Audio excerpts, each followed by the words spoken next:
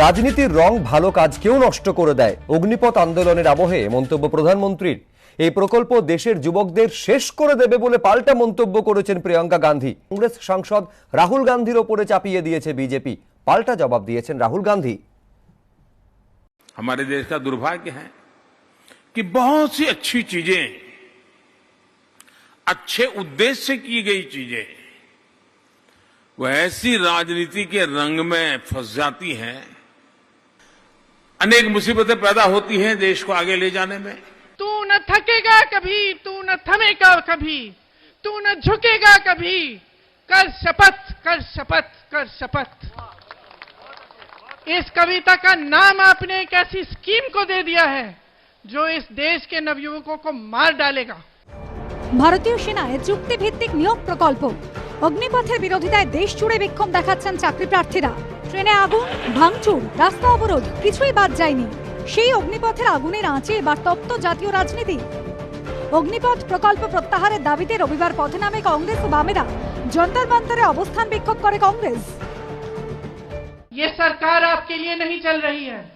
ये सरकार इस देश के गरीबों के लिए, इस देश के नवयुवकों के लिए, इस देश की महिलाओं के लिए, इसके लिए नहीं चल रही है। ये सरकार सिर्फ बड़े बड़े उद्योगपतियों के लिए चल रही है। উল্টো দিকের অগ্নিপথের বিরোধিতায় ঘটে চলা যাবতীয় অশান্তির দায় কংগ্রেস সাংসদ রাহুল গান্ধীর উপরে চাপিয়ে দিয়েছে বিজেপি। ये लड़ाई शुरू हुई, आने वाले समय में आपको दिखेगा हिंदुस्तान में आग लगेगी, हिंदुस्तान में आग लगेगी। এই ভিডিও পোস্ট করে বিজেপির আইটি সেলের প্রধান অমিত মালব্য টুইটারে লেখেন, ভারতে আগুন লাগবে। কংগ্রেসের চিন্তন শিবির থেকে দেশকে হুঁশিয়ারি দিয়েছিলেন রাহুল গান্ধী।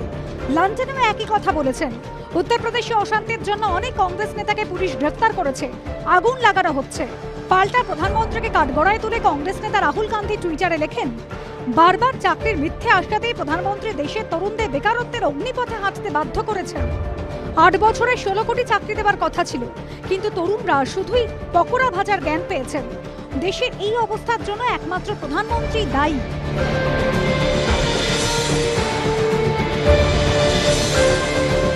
4 বছরে চাকরি করার পর চাকরি থেকে তাড়িয়ে দেবে, তাদের জব সিকিউরিটি দেবে না, ভবিষ্যৎ অন্ধকারে ঠেলে দেবে।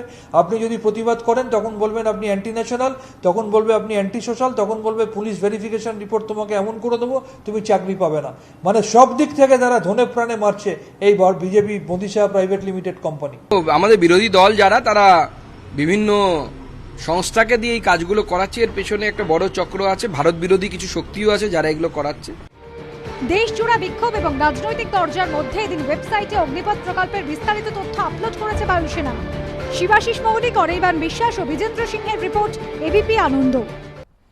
অগ্নিপথ প্রকল্প থেকে সরে আসার কোনো প্রশ্নই নেই। প্রতিরক্ষা মন্ত্রী রাজনাথ সিং এর সঙ্গে বৈঠকের পর জানিয়ে দেওয়া হলো সেনার তরফে অগ্নিবীর হতে গেলে মুচলেখা দিয়ে জানাতে হবে যে কোনো রকম বিক্ষোভে তারা জড়িত ছিলেন না। সেনাবাহিনী অবস্থানে অনড় থাকলেও অগ্নিপথ নিয়ে ক্রমেই চড়ছে রাজনীতির পারদ। इसके लिए ओवरनाइट सॉल्यूशन नहीं है coming to roll back of the scheme, no. And why should it be rolled back? It is the only progressive step to make the country young. সেনায় চুক্তিভিত্তিক নিয়োগ প্রকল্প অগ্নিপথের বিরোধিতায় অগ্নিগর্ভ পরিস্থিতি তৈরি হয়েছে বিহার, উত্তরপ্রদেশ, তেলেঙ্গানা সহ 13টি রাজ্যে। কংগ্রেস সহ বিভিন্ন দল এই প্রকল্প প্রত্যাহারের দাবিতে সরব হয়েছে। কিন্তু রবিবার প্রতিরক্ষামন্ত্রী রাজনাথ সিং এর সঙ্গে 3 বাহিনীর প্রধানের বৈঠকের পর সেনার তরফে স্পষ্ট জানিয়ে দেওয়া হলো অগ্নিপথ প্রকল্প থেকে পিছু হটার কোনো প্রশ্নই নেই। সেনাবাহিনীতে তারুণ্যে অগ্রাধিকার দিতেই আনা হয়েছে অগ্নিপথ প্রকল্প। কেউ এই প্রকল্পের বিরুদ্ধে প্রতিবাদে সামিল হলে অগ্নিবীর হতে পারবেন না। মুচলেখা দিয়ে জানাতে হবে কখনো কোনো বিক্ষোভ ও তাণ্ডবে জড়িত ছিলাম না।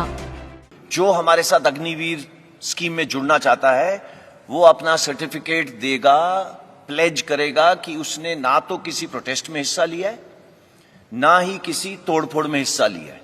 कोई नहीं आ सकता फौज में विदाउट पुलिस वेरिफिकेशन। पता है कितनी कैजुअलिटीज आती हैं just for health purposes from high altitude areas. Okay, तो तब आपको पता चलेगा यंग क्यों जरूरी है। বায়ুসেনার তরফে জানিয়ে দেওয়া হয়েছে 24শে জুন থেকে নিয়োগের প্রক্রিয়া শুরু হবে। অগস্টের প্রথম সপ্তাহে নিয়োগ প্রক্রিয়া শুরু হবে স্থলসেনায়, চলবে নভেম্বর পর্যন্ত। 2টি ব্যাচে ভাগ করে অগ্নিবীরদের নিয়োগের প্রক্রিয়া চলবে। ঠিক হয়েছে ডিসেম্বরের 15 তারিখের মধ্যে প্রথম ব্যাচে নিয়োগ করা হবে 25,000 অগ্নিবীরকে। দ্বিতীয় পর্যায়ে 2023-এর 15ই ফেব্রুয়ারির মধ্যে 15,000 অগ্নিবীরকে নিয়োগ করা হবে। 1 মাসের মধ্যে নিয়োগ প্রক্রিয়া শুরু করবে নৌবাহিনীও। প্রশিক্ষণের জন্য 21শে নভেম্বরের মধ্যে অগ্নিবীরদের প্রথম ব্যাচ রিপোর্ট করবে আইএনএস চিল্কায়। সে যখন জানে যে 4 বছর পর আমার চাকরির কোনো নিরাপত্তা নেই, এই 4 বছরের জন্য সে কেন নিজের জীবন বাজি রেখে কাজ করবে? এই ভারত সরকার, বিজেপি সরকার, যারা তাদের বিরুদ্ধে ন্যায্যভাবে আন্দোলন করে তাদেরকেই অ্যান্টি সোশ্যাল, তাদেরকেই অ্যান্টি ন্যাশনাল তকমা দেয়। চাকরি প্রার্থী যে সমস্ত যুবকরা আন্দোলন করছে তাদেরকে উল্টে ভয় দেখানো হচ্ছে, তোমরা যদি ইনডিসিপ্লিন ওয়েতে আন্দোলন করো তোমাদের পুলিশ ভেরিফিকেশন রিপোর্ট আমরা ঠিক করে দেব না। কম বয়সী ছেলে মেয়েদের বোকা বানানোর চেষ্টা হয়েছিল। তারা বুঝে গেছে এই জেনারেশনটা তো অনেক বেশি ভালো বোঝে, আগের জেনারেশন ভুল করেছে। ওই সব বুজুর্গি দেখে 2 কোটি বেকারকে কাজ দেবে বলা হয়েছিল। গোটা ঠিকা প্রকল্প চালু করা হচ্ছে। সরকার সেটাকে করতে চাইছে প্রাইভেট সেক্টরের মতো, আমাদের সেনাকেও প্রাইভেট সেক্টর করতে চাইছে। বিরোধী দল যারা, তারা বিভিন্ন সংস্থাকে দিয়ে এই কাজগুলো করাচ্ছে। এর পেছনে একটা বড় চক্র আছে, ভারত বিরোধী কিছু শক্তিও আছে যারা এগুলো করাচ্ছে। আপনারা জানেন ভারতীয় সেনা এই মুহূর্তে যৌবনের অভাবে ভুগছে, একটু রিইনফোর্সমেন্ট দরকার। তো স্বাভাবিকভাবে সেই সমস্ত বিষয়কে বিভিন্ন এক্সপার্টদের সাথে, এটা দেখুন নরেন্দ্র মোদীর মনে হয়েছে বলে চালু করে দেওয়া হয়েছে বা বিজেপি সরকারের মনে হয়েছে বলে চালু করে দেওয়া হয়েছে, তা কিন্তু নয়।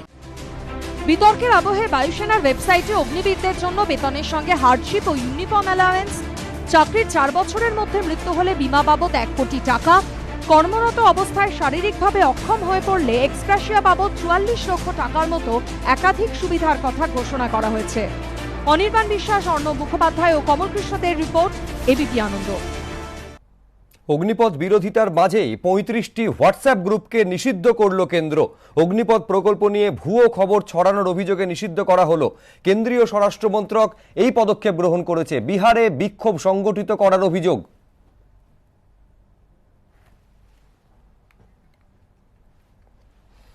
পরের খবরে আসব। কেকের অনুষ্ঠানের টাকা কে দিয়েছে? টাকা তো হাওয়া থেকে আসে না বলে মন্তব্য করলেন সৌগত রায়।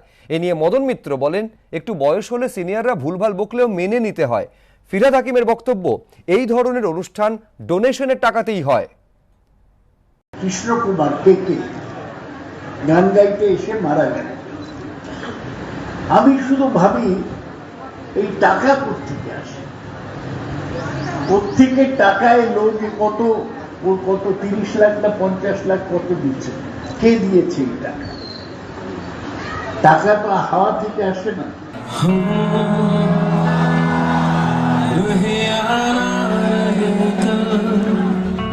গত 30শে মে কলকাতায় অনুষ্ঠান করতে এসে হঠাৎ মৃত্যু হয় সঙ্গীত শিল্পী কেকের। উল্টোডাঙ্গার স্যার গুরুদাস মহাবিদ্যালয়ের তৃণমূল ছাত্র পরিষদ পরিচালিত ছাত্র সংসদের উদ্যোগে আয়োজিত সেই অনুষ্ঠান ঘিরে নানা প্রশ্ন ওঠে। এই প্রেক্ষাপটে কলেজ ফেস্টে বিপুল অর্থ ব্যয় এবং সেই টাকার উৎস নিয়ে প্রশ্ন তুললেন তৃণমূল সাংসদ সৌগত রায়। আর ছাত্রদের সন্তুষ্ট করতে এই 30-50 লাখ টাকা খরচ করে কি লাভ? অনেক ছেলে হাল্লা করলো, নাচলো, কি হলো? তা আমার ভালো লাগে না। ওই হল্লা সব করার দরকার আছে, অল্প বয়সে নেচে দিয়ে। কিন্তু আমরা এইসব যে বেশি টাকা দিয়ে করি, আমরা কারুর কাছে সারেন্ডার করি, হয় এলাকার মস্তানের কাছে, নয় এলাকার প্রমোটারের কাছে সারেন্ডার করি। প্রথমেই যদি সারেন্ডার করে দিতে হয়, পরে লড়াই করবে কি?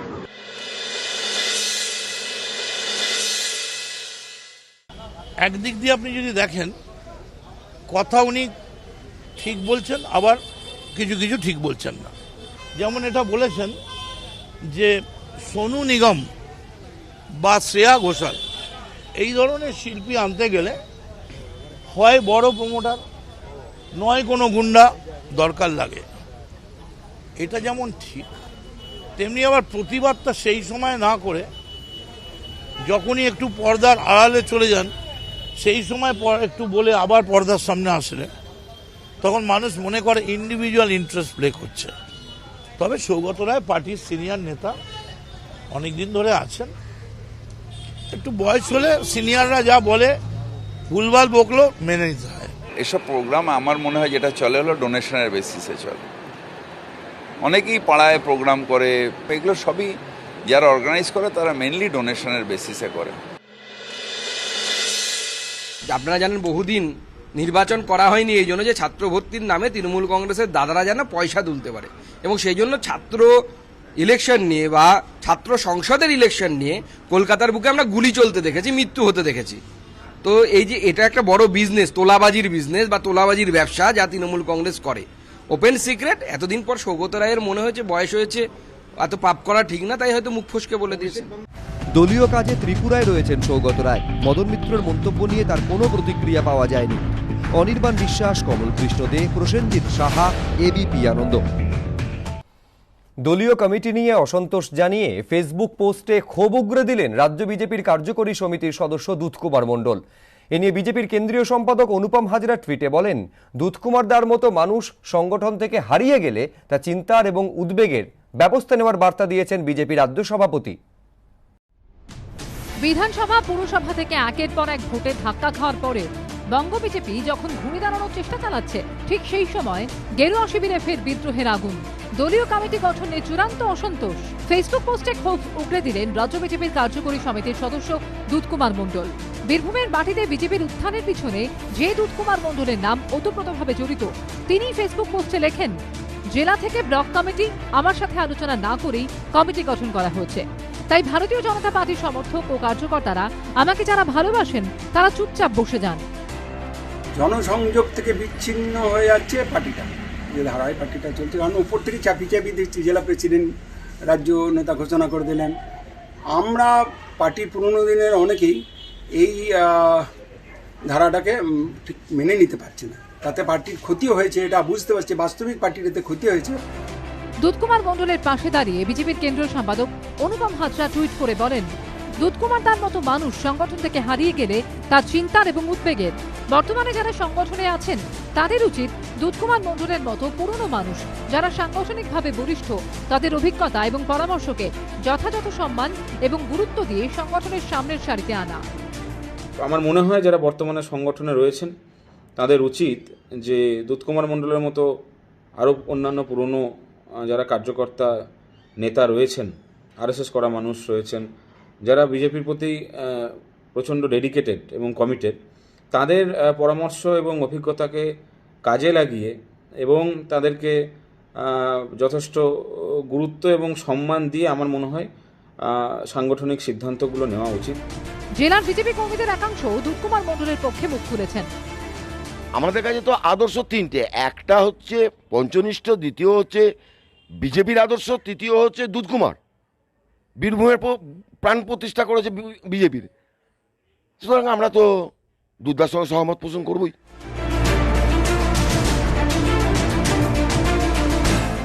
পার্টির সংবিধানে কোথাও লেখা নেই যে দুধকুমার মণ্ডলের সাথে আলোচনা করে এই কমিটিগুলো তৈরি করতে হবে। কিছু মানুষ মনে করে যে আমরা বড় নেতা হয়ে গেছি, কিন্তু আদতে যে আমরা প্রত্যেকে পার্টির জন্য নেতা, পার্টির বাদ দিয়ে কারো কোনো অস্তিত্ব নেই, পার্টি ছাড়া আমরা প্রত্যেকে বিগ জিরো, সেইটা অনেকে ভুলে যান। বিজেপির উপরের কিছু নেতা তারা যতই বড় বড় কথা বলুন, তাদের ভেতরের আসল কঙ্কালটার অবস্থাটা ঠিক কি সেটা নানাভাবে নানা অবস্থায় তারা কিন্তু আর ঢেকে রাখতে পারছে না। যে বিজেপির রাজ্য নেতাদের তাদের দলের নেতারা ভরসা করে না একে অপরকে, এক গোষ্ঠী আর এক গোষ্ঠীকে চূড়ান্তভাবে হেনস্থা করছে, অপমান করছে, অনাস্থা জানাচ্ছে, এদের কোনো বিশ্বাসযোগ্যতা নেই। সোশ্যাল মিডিয়ায় দলের বিরুদ্ধে পোস্ট ও দল বিরোধী কাজের অভিযোগে এদিনই বহিষ্কার করা হয়েছে বীরভূমের নলহাটির বিজেপি নেতা অনিল সিংকে। শিবাশিস মৌলিক, আবির ইসলাম ও নান্টু পালের রিপোর্ট, এবিপি আনন্দ।